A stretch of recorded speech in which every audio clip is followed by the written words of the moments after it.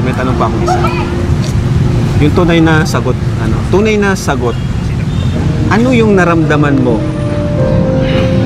nung nawala na ang Danjoy? Ibig sabihin, malungkot ka. Opo.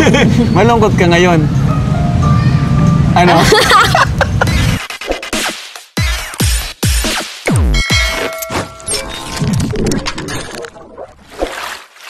Okay guys, isang mapagpalang umaga, tanghali, gabi po sa inyo lahat. Sana po ang lahat ay nasa mabuting kalagayan at ligtas po sa anumang kapahamakan. Saan mo po kayo dako ng mundo naroon. Ako po muli ang inyong lingkod, Maestro 21 TV. At sa ating video ngayong araw na ito mga kalingap, tayo po muli ay magbibigay ng ating panibagong reaction po tungkol po dito sa naging interview. So kauna-unahan ba ito mga kalingap na nangyari bago pagkatapos po ng pagkatapos po ng Danjoy? Ito ba yung kauna-unahang interview po ni Kalingap Rab kay Joy Diwata pagkatapos po ng Danjoy? Okay? So siguro alam ko ay marami nang nakapanood sa naturang interview at alam ko ang ilan po sa mga taga-suporta po ni Joy Diwata ay medyo humuhupa na po ang kanila pong sakit na nararamdaman, pero dahil po siguro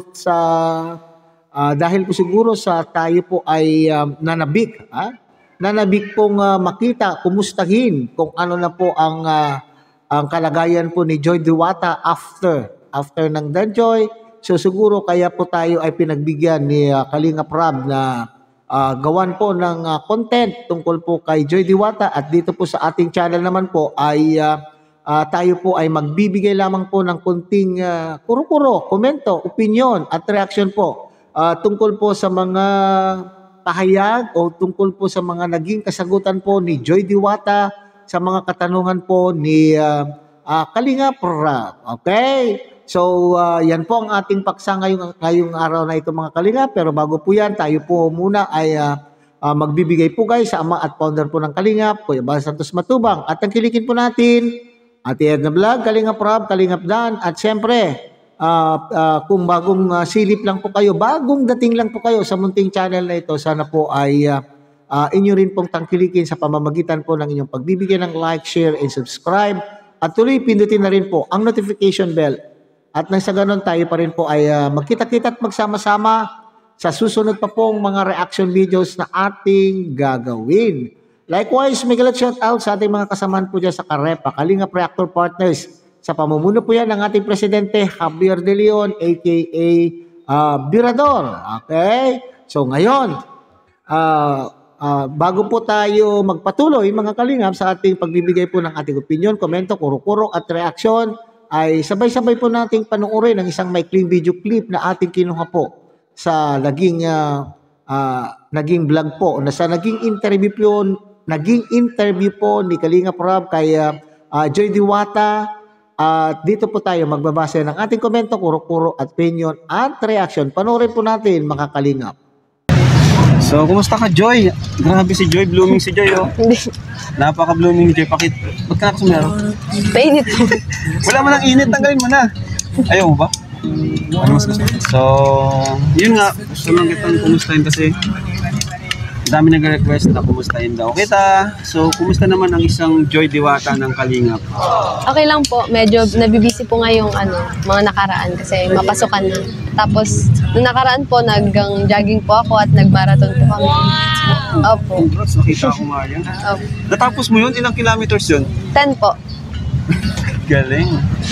So, anong pinagkakaabalahan mo ngayon maliban sa schooling? Pag-aaral, ano pa? Yun na, jogging. Yun lang po, jogging lang po. Ayan, so about sa mga nangyari, paano mo siya hinaharap, yung mga isyong ganun? Paano mo hina-handle? Hindi ko po alam kung paano ko na-handle, basta lang po ko, yung unbothered, parang ganun. Hindi ko na po iniisip kasi, parang makakaano lang po yun sa akin, makakasira lang sa mental health. Parang nagjo-jogging po ako, nililibang ko po yung sarili ko. Tsaka mas focus po ako sa sa goal ko na ito po, mag-aral po ako. Parang nag-advance study para hindi na mahirapan po. Malaking tulong din po yung tinuro po sa akin Okay, so yan mga kalinga pa, unbothered. Okay, so ibig sabihin, ano ba yan tawag? Ibig sabihin po ay hindi na niya po binigyan pansin, ha? Hindi na po niya masyado binigyan po ng pansin ang pangyayari, ha? Kasi kung bibigyan niya po ito ng pansin mga kalingap, maaaring ito po ay madidiskaril ang kanya pong pangarap. Okay, madidiskaril po yung kanya pong diskarte. Which is, ano ba yung target po ni Joy Diwata? Ano po yung target bang tawag doon? Pinaka-objective po ni Joy Diwata sa buhay. Di ba? Ito yung matapos po yung kanyang pag-aaral upang sa ganun po naman ay may angat po niya yung antas ng pamumuhay ng kanyang pamilya. So, ibig sabihin mga kalingap, hindi na niya po pinansin kung ano man po. Siyempre, alam po naman natin, yan po naman ang ating, yun po yung ating himutok ng ating mga ilan po sa ating mga Joy supporters. Kasi sila po yung nasaktan at alam na alam po nila, sila po ay mga nanay, sila po ay mga babae. Alam na alam po nila na itong, yun po yung kanila pong pangamba na baka itong si Joy Diwata po ay hindi kakayanin po yung naging problema at baka inaalala po nila na baka masisira po ang kanya pong pag-aaral. Kaya yan po yun yung mga nasa isipan ng ating mga Joy supporters. Mga Joy supporters kasi sa karamihan po sa kanila po ay mga nanay. So yan po yung kanila pong mga pangamba. Pero mabuti na lamang po at itong si Joy pala po ay madiskarte rin. Matured na rin pa pala siyang mag-isip. So sabi po niya ay hindi ko na lamang po sa pinapansin. Ang mahalaga po ay focus po ako sa aking target. Focus po ako sa aking pag-aaral, which is yan po naman yung pangunahin kung bakit po siya nakipag-love team. Yan po yung pangunahin na layunin po niya kung bakit siya nakipag-love team. Kaya yung pangyayari po na pag-dismantle o pagtatapos ng kanilang love team, kailangan move on pa rin. At very good, very good po yan, Joy Diwata, at hindi ka masyadong affected. Pero siyempre, alam natin na deep inside, meron ka rin pong nararamdaman na sama o ay sakit na nararamdaman. Kuya Daming, dati po na pag may problema po, wag po akong magtago or umiwas sa mga tao. Yung about sa wall. Opo, about sa wall na harapin ko po kahit na anong mangyari. Okay, so ito daw po yung isa sa mga natutunan po niya kay Kalingap Dan, mga Kalingap Pero doon sa sinabi niya, harapin. Dapat daw kung tayo po ay may problema po ay harapin po natin. Nako parang may naglalaro sa isipan ko, mga Kalingap kayo, may naglalaro ba sa isipan po ninyo So dapat daw kung pag may problema ay kinakailangan harapin po natin, which is correct Pero dito po sa pangyayaring ito, nung nagkaroon po ng problema, bakit hindi kagyat o hindi kaagad-agad? Yun po yung hindi tayo dito ano po mga Kalingap we are not inviting bashers, okay? And we are not creating bashing, okay? Sasabi lang po tayo ng aking nararamdaman. Kaya nga sabi ko nga noon, pagka ganitong mga love team, nahirapan po ako magbigay ng aking reaction kasi baka mamaya mapunta sa totoong sasabihin, bakit kasi nung nandun na yung problema, dapat hinarap din po, hinarap at binigyan na po ng solusyon. So ibig sabihin, pag siguro hinarap po yung problemang yun, mga Kalingap, ay maaaring mas maaga pa yung pagtatapos po ng Danjoy. Pero nevertheless, nandyan na po, nakapagpaliwanag na po ang Kalingap Dan. Tanggapin man po ng mga supporter, hindi. For as long as nandyan yan, nanghingi na po ng paumanhin sa hindi pagsasabi o sa hindi pagharap sa problema, nasa sa atin po, nasa inyo pong mga Joy Natics o mga Joy supporters kung Mapapatawad o hindi? Paniniwalaan o hindi? Ha? Kasi yun, marami rin naitulong talaga yung Danjoy. Yun nga pala, tanong ko lang. Marami daw na itulong ang Danjoy, which is correct, mutual. Okay. Ibig sabihin, ang Danjoy Love Team ay hindi lamang po kay Joy Diwata nakatulong, ha? At hindi rin lamang po kay Kalingap Dan nakatulong, hindi po ba? Pareho po silang nabigyan po ng pagkakataon na matulungan, hindi po ba? Yun po yung aking paniniwala po dyan. It's a mutual benefit. Okay? Hindi lamang po kay Joy Diwata at kay Kalingap Dan, kundi pareho po silang natulungan. Iba't ibang pamamaraan lamang, iba't ibang ibang level lamang. Kung halimbawa, ang kay Joy Diwata ay ang tawag diyan, lubos-lubos or dagsa. Dagsa po yung biyaya, at itong si Dan naman po ay konti, maaring konti lamang, at least natulungan po yung kanya pong channel, hindi po ba mga kalingap? Yung Danjoy ba is pinagsisiyan mo? Hindi. Hindi po. Hindi po talaga. Ba't naiyak ka? So hindi pinagsisisihan ng Danjoy kasi alam mo po naman natin, sabi ko nga nakatulong ng mahigit ng labis ang Danjoy. Hindi natin nakikilala yung mga ibang solid sponsors ay hindi makikilala po itong si Joy, at ibig sabihin ko yung hindi nakikilala. Kilala na po si Joy, pero ibig sabihin hindi niyo po labis, hindi niyo lubusan makilala ang isang Joy Diwata, yung kanyang pag-uugali, yung mga iba pang impormasyon tungkol sa kanya, kundi dahil po sa Love Team. Kaya nga po ay dumagsa ang mga sponsor ng dahil po sa Love Team. Hindi mo pinagsisisiyan? Hindi po pinagsisisihan kasi malaking tulong po yung Danjoy sa akin. Oo. Nag-enjoy po talaga ako sa journey po namin ng Danjoy. Nag-enjoy daw po mga kalingap, ha? Pero po pag nag-shoot nag-enjoy daw po, ha? Okay. kami, moments, di ba? So, ayan, so, yun sa pag-end ng Danjoy, ano yung mga nabago sa sarili mo? Siguro po sa sarili ko yung pagiging independent ko po.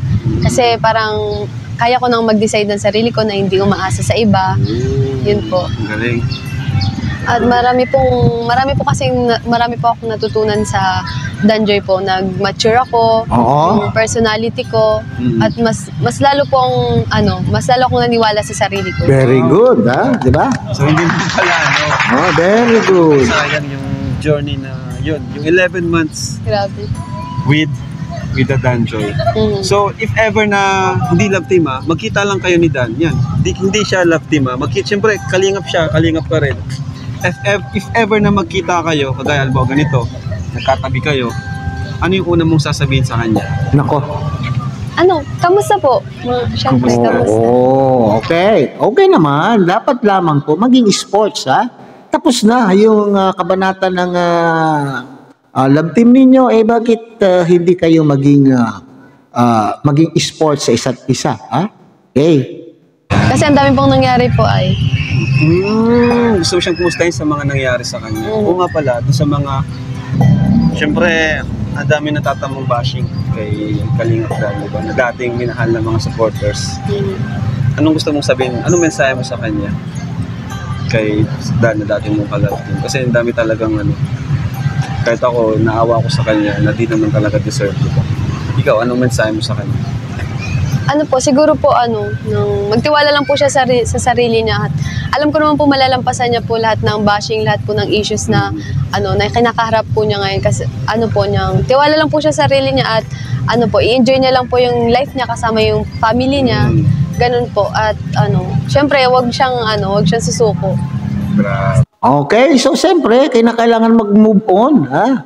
Alam natin naman po yung tayo naman pong tao ay mapagpatawad, ha?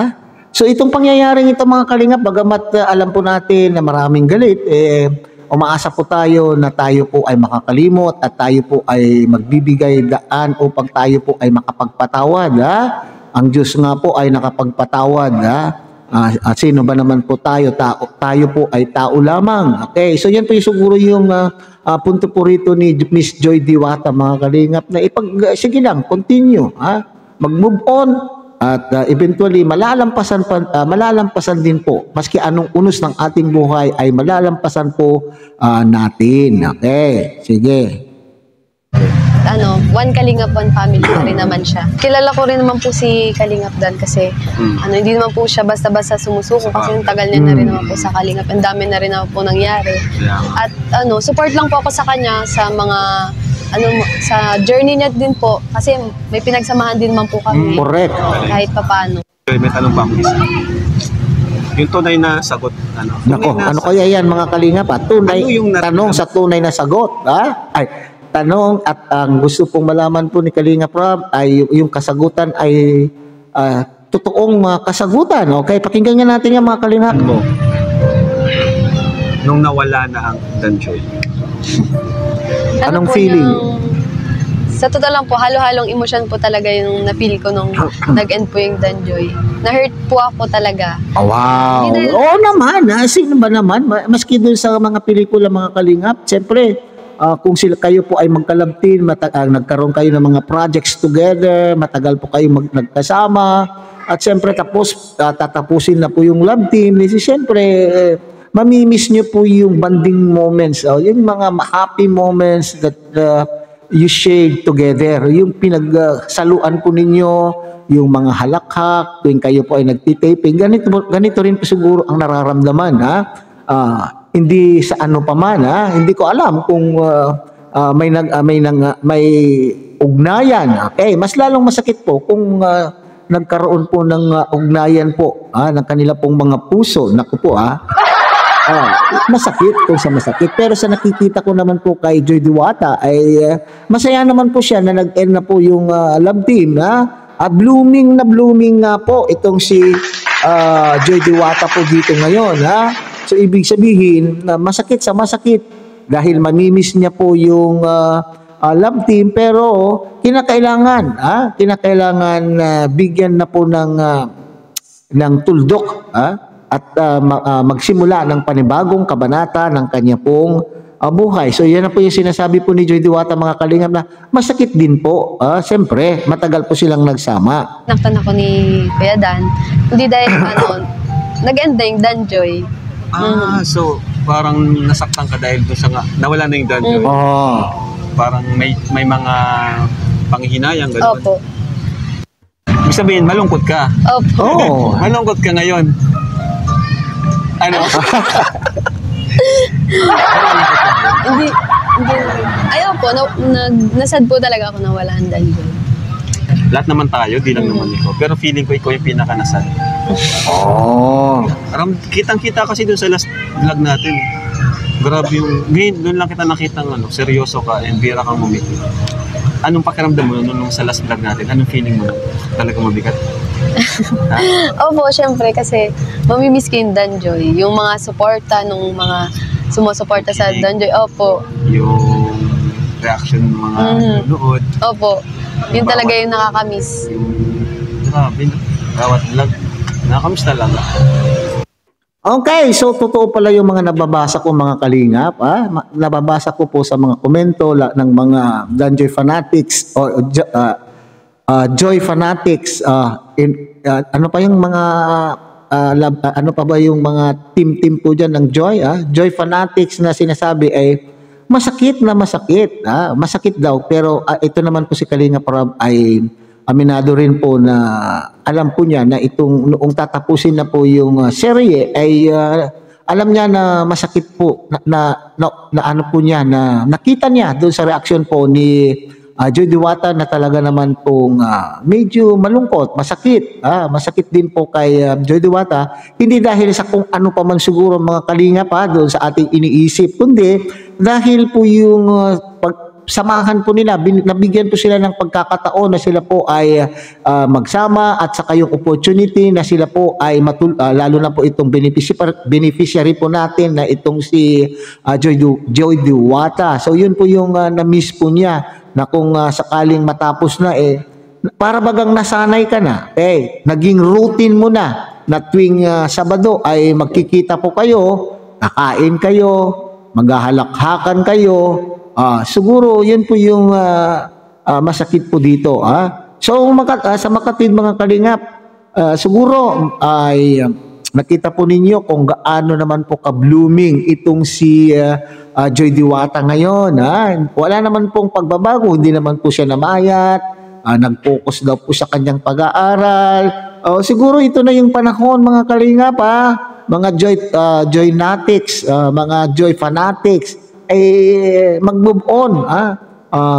At ipagpatuloy po ang suporta po kay Joy kasi sinasabi po dyan, doon sa vlog na ito mga kalingap na kasi may tanong po dyan si Kalingap Rob kung sakaling siya po ay bibigyan po ng another na love team, pero sabi po niya ay wag na muna. Siyempre sa ngayon ay wag muna dahil alam po naman na masakit pa, kung baga ay nandyan pa yung sakit, pero hindi po niya sinasara ang kanyang pintuan na kung sa dadating na panahon ay siya po ay magkakaroon na muli ng anong tawag diyan, ng kalab team kasi alam po niya, tanggap po niya na malayo pa po ang kanya pong lalakbayin sa kanyang pag-aaral at kailangan po niya unless na itong mga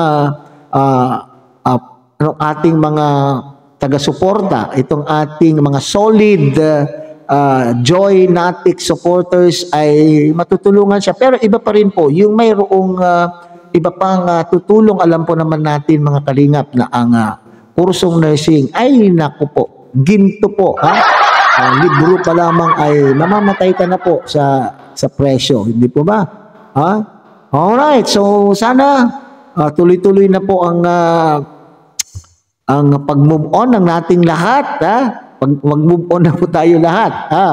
Ang tutukan na lang po natin ay hindi ko naman sinasabi na siya lamang na. Ibig sabihin ko, mag-focus tayo kay Joy Diwata sa pagtulong at sa lahat po ng Kalingap partners. Okay, so hanggang dito na lamang po tayo mga Kalingap. Muli, tangkilikin po natin Kuya Bal Santos Matubang, Ate Edna Vlog, Kalingap Rob, Kalingap Dan. At muli, pinapakiusapan po kayo ng inyong pong lingkod na sana po ay inyo rin pong tangkilikin ang munting channel na ito sa pamamagitan po ng inyong pagbibigay ng like, share, and subscribe at tuloy pindutin na rin po ang notification bell at nang sa ganon, tayo pa rin po ay magkita-kita at magsama-sama sa susunod pa po ang mga reaction videos na ating gagawin. Muli isang mapagpalang umaga, tanghali, gabi po sa inyo lahat. Mabuhay po kayo at God bless everyone.